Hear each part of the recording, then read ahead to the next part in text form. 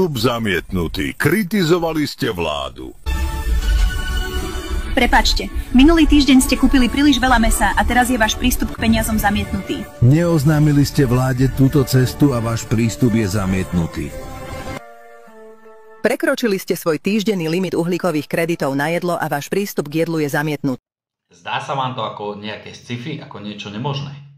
Pred pár rokmi by ste si povedali to isté, keby som vám pustil video o tom, ako vás politici budú nútiť nosiť rúška, ako vám budú zakazovať stretávať sa, či pchať vás do kadejakých karantén.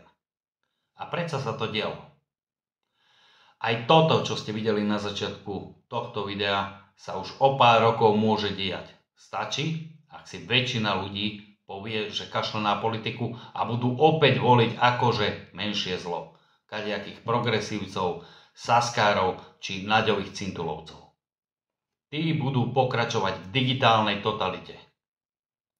Ale, a to chcem podotknúť, nehovorím, že aktuálna vláda je to najlepšie, čo doma máme. Samozrejme nie. Musím pripomenúť, že je to práve táto vláda, ktorá od marca budúceho roka zavedie povinnosť pre každého jedného podnikateľa, aby umožnil platbu kartou nad 1 euro každému jednému občanovi.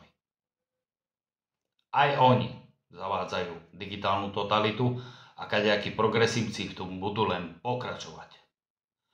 Dámy a páni, ako stále hovorím, nič sa na Slovensku nezmení, pokiaľ vy, ľudia, budete dookola voliť tých istých politikov minulosti. Stačí nabrať odvahu a dať svoju dôveru tým, ktorí nemajú nejaké ekonomické či rodinné prepojenie na súčasný systém. A takí ľudia sú samozrejme v Slovenskom hnutí obrody.